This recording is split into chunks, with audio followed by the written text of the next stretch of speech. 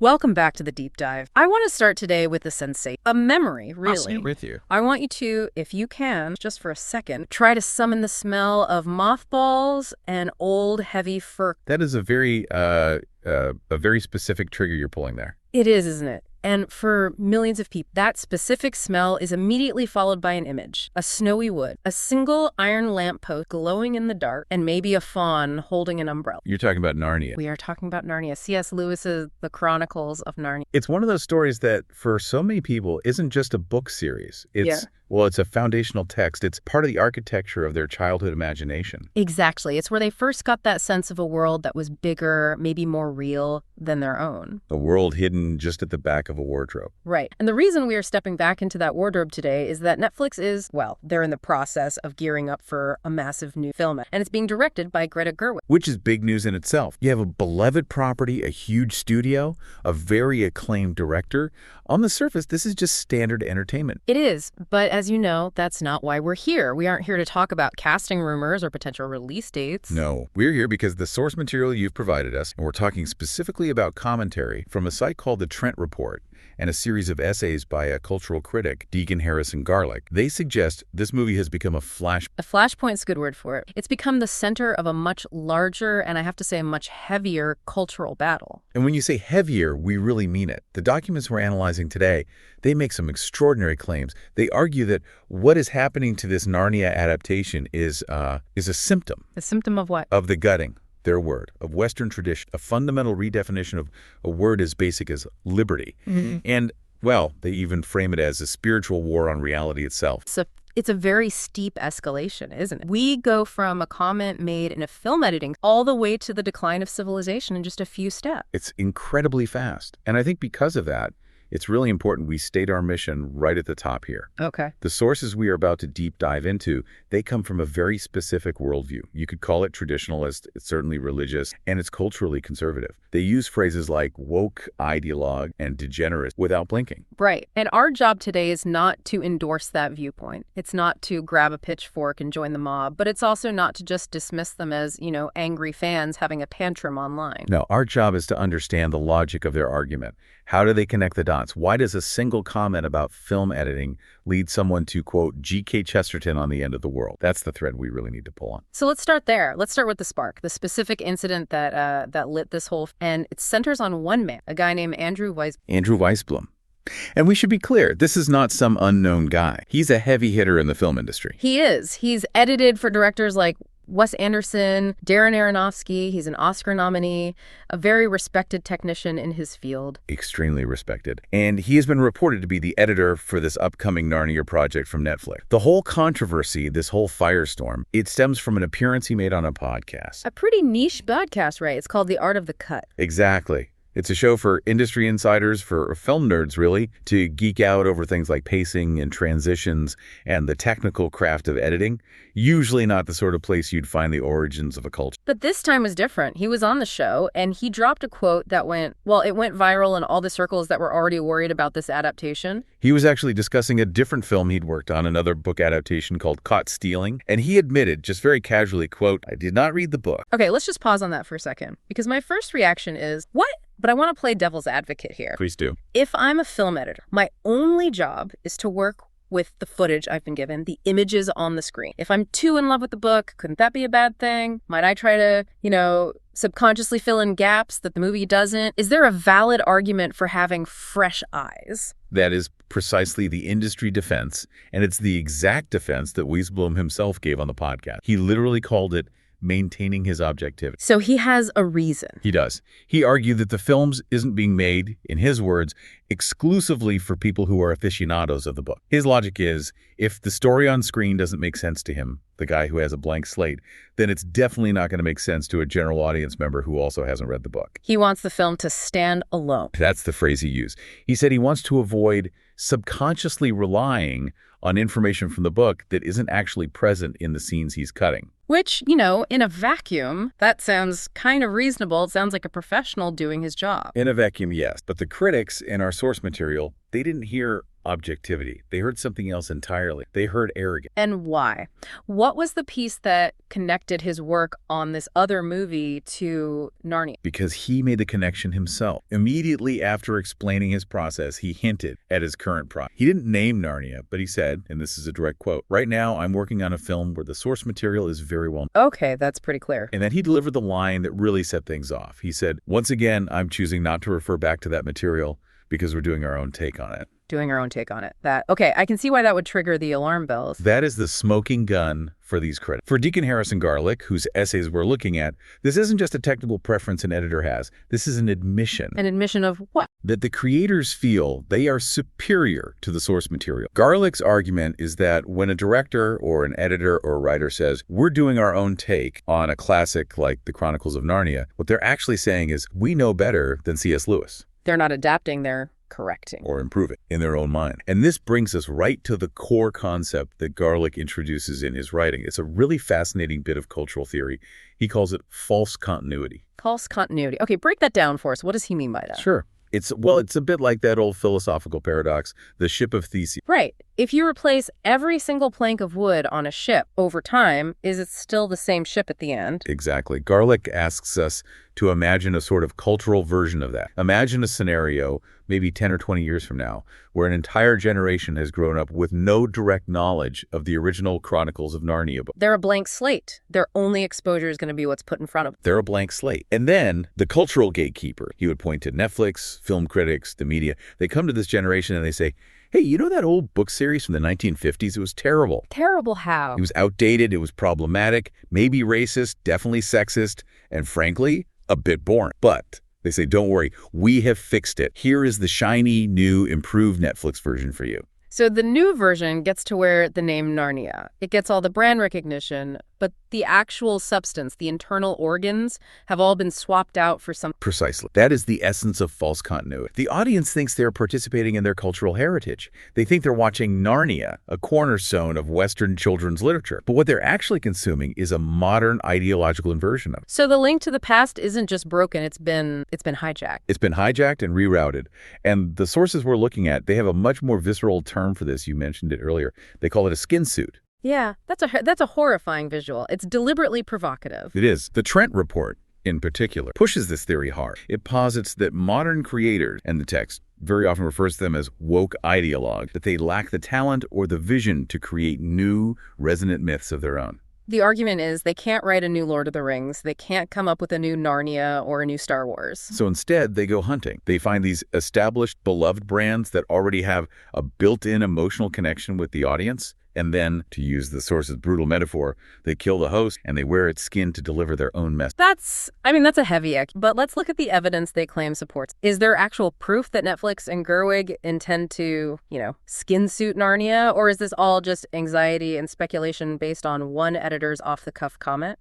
Well, they would argue they're building a cumulative case. Yeah. It's not just the one comment. They point to other things. For instance, they cite Amy Pascal, who's a producer on the project. She's on record describing the film as a new original take. An original take on an adaptation. That's an interesting choice of words. And she also apparently called it rock and roll. Rock and roll Narnia. Then you have the CEO of IMAX, Rich Gelfond. He's quoted in the press saying, "It is not your mother or your grandmother's Narnia." Okay, now see, that's a fascinating one, because in a marketing meeting, that phrase, not your grandmother's Narnia, just means it's cool, it's modern, it's edgy, young people, please come buy a ticket. It's standard marketing hype. But to a traditionalist, to someone like Deacon Garlic, that phrase sounds like a direct threat. It sounds like we have actively identified and removed everything your grandmother valued about this story. That's exactly how they interpret it. It's seen as a confession, not a sales pitch. And then, of course, we have to talk about the lion in the room.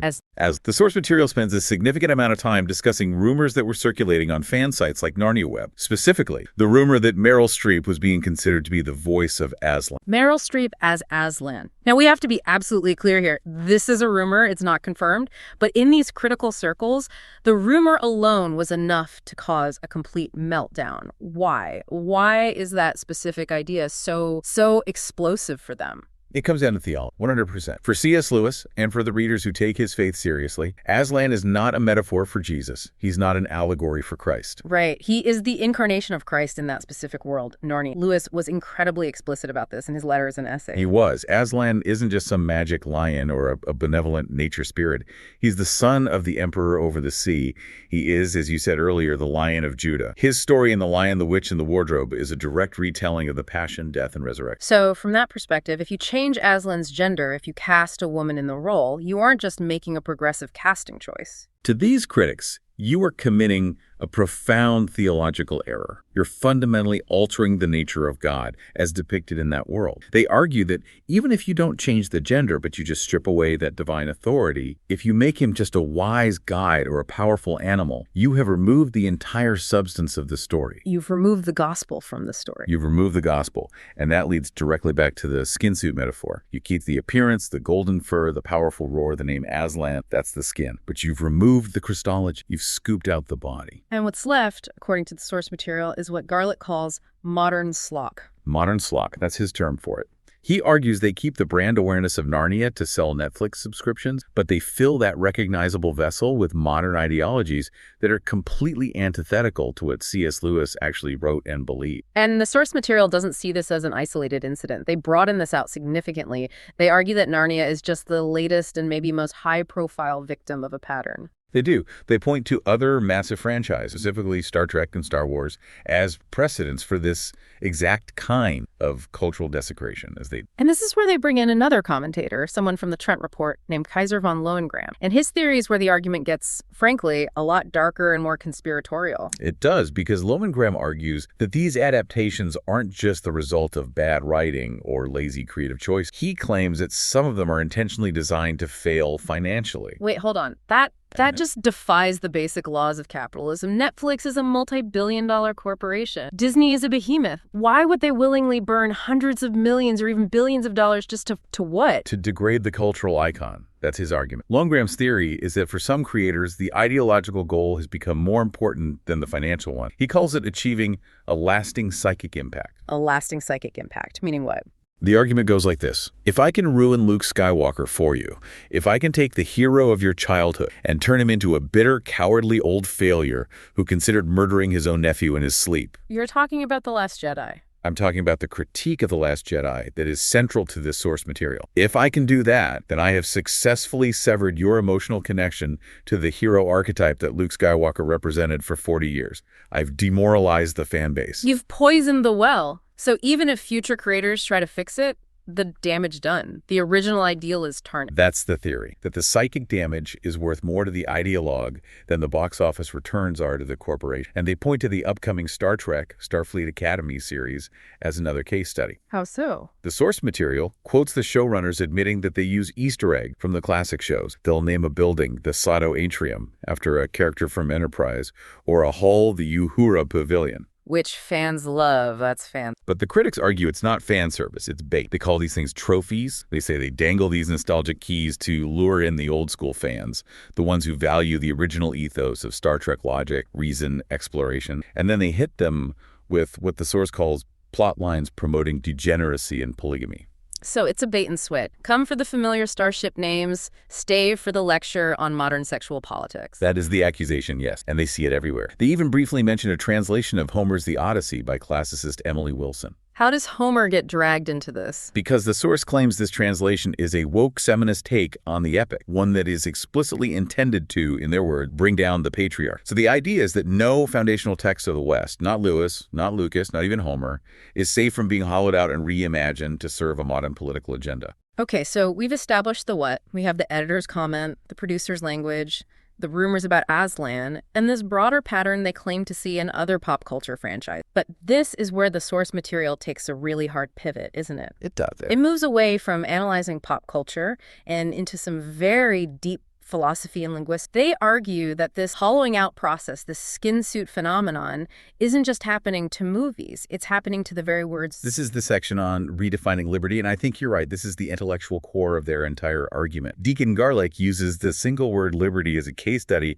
to show how this skin suit theory applies to our everyday vocabulary. So how does he break that down? What's the difference between the old and new definition? Well, let's try it. If I just ask you right now, what does the word liberty mean in 2026? What's the common understanding? I'd probably say it means freedom, the right to do what I want, the ability to choose my own path as long as I'm not directly hurting someone else, personal autonomy. Right. And Garlic would hear that and say, no, what you have just described is license. License. Yes. He argues that the modern world, what he calls the New West, has kept the noble-sounding word liberty, but they've gutted it and inverted its definition to mean freedom from consequence or freedom to indulge any impulse. They've worn the skin of... Exactly. And the source uses a very blunt and provocative example here to make its point, the issue of pornography. Right, I saw that. They argue that when people defend an addiction to pornography under the banner of free speech or personal liberty, that's a perfect example of this corrupt term. It is. They see it as a slavery to passion being falsely relabeled as freedom. Now, contrast that with what they call the traditional or Old West definition of liberty. Which is what? Garlic quotes Pope St. John Paul II, and he cites the Bible, specifically Galatians 5:13, which says, "For you were called to freedom, brothers. Only do not use your freedom as an opportunity for the flesh, but through love serve one another." So it's a freedom with a purpose. Precisely. In this traditional view, true liberty is the freedom to do what is good. It's not freedom from restraint. It's the freedom and the power to do what you ought to do. It's becoming the person you were created to be. That's a fundamental shift in perspective. One is freedom from restriction, and the other is freedom for excellence. You've hit the nail on the head. And that is why these critics are so terrified of this Narnia adaptation, because the entire Narnia saga is a story about liberty in that second biblical sense. It's about freedom to serve Aslan, freedom to be brave like Lucy, freedom to be just like Peter. It's about Edmund learning to find freedom through sacrifice and repentance. Yes, but if Netflix comes in and applies the modern definition of liberty, the ethos of be yourself, find your own truth, follow your heart no matter what, then they have completely inverted the moral compass of Lewis's universe. They could even use the same words. They could have a character talk about love and freedom and courage. And that's the insidious, according to Garlic. They will use the same word. They'll keep the skin, but they'll fill those words with that modern slop, with meanings that are the opposite of the original intent. It creates a world where words become meaningless because they've been severed from any objective traditional root. And this leads us to G.K. Chesterton. The source drops a quote from his book, Heretics, that, in this context, feels almost chillingly prophetic. It's one of his most famous and I think most misunderstood lines. He wrote, "Fires will be kindled to testify that 2 and 2 make 4. Swords will be drawn to prove that leaves are green in summer." It's a beautiful, powerful image, but what does he actually mean by it? What's the application? Chesterton was writing over a century ago, and he was predicting a time when the culture would abandon not just complex moral truth, but the most basic, obvious, self-evident truths of reality itself. A time when people would have to fight epic battles just to defend common sense. And the source material argues that we are living in that time right now. They do. They explicitly call our current era a war on reality. They see this march of mental destruction, as they call it, everywhere. And let me guess, this is where the conversation connects back to the modern debates around gender. It connects directly. The source explicitly links this denial of reality to what it calls gender ideology. The argument presented is that if a society can be made to deny a fundamental biological reality, if it can be forced to say that a man can be a woman, then it has abandoned the very concept of objective truth. So if I'm connecting the dots here, the logic is, if you can redefine a word as basic as man or woman, then redefining a character like Aslan is easy. It's child's play. And redefining a concept like liberty is just the next logical step. If nothing is fixed, then you can redefine anything to mean its opposite. That is the ultimate stakes as they see it. It's why this isn't just about a movie being good or bad or faithful or unfaithful. For these critics, it is about a fundamental philosophical rebellion against the world as it is. They see the reimagining of Narnia as just one battle in a much larger war against reality itself. It's incredibly heavy stuff. It turns your Netflix subscription into a spiritual battle. Yeah. But I have to ask a practical question. Let's say,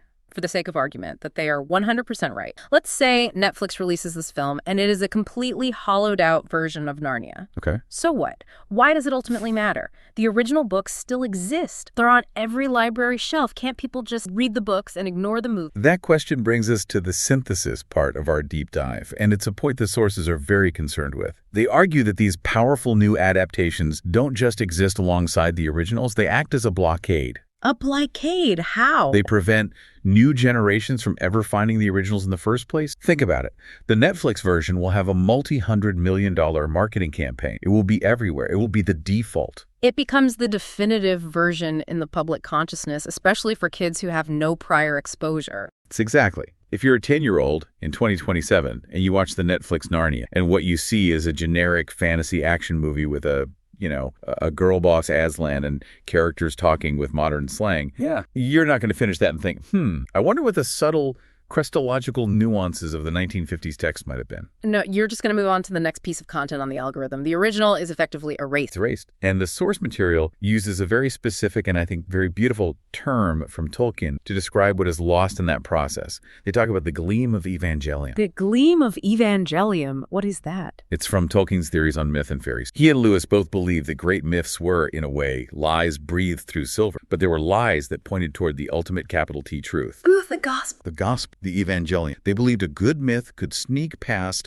what they called a person's watchful dragon, their modern skepticism, their cynicism, their intellectual pride, and it could plant a seed of divine truth, a seed of longing for God in their heart before they even realized what was happening. Oh. Narnia was designed to do exactly that. But if you gut the story of its theological substance, you extinguish the gleam. The kid watching gets the CGI spectacle, they get the visual candy, but they don't get the spiritual nutrition. The false continuity we talked about earlier effectively severs the transmission of that wisdom from one generation to the next. So given all this fear, this anger, what is the call to action from what do the critics in these documents actually want to do? Is it just cancel your Netflix subscription? They don't explicitly call for a boycott in the text we've reviewed, although you can certainly read that between the lines. The primary call to action is actually more intellectual and spiritual. First and foremost, they want the listener to look back to history. To stop accepting the modern narrative past dark, terrible, oppressive. Right. They are challenging the listener to reject that narrative and to consider that the Old West, with all its flaws, might have actually possessed things that were, in their words,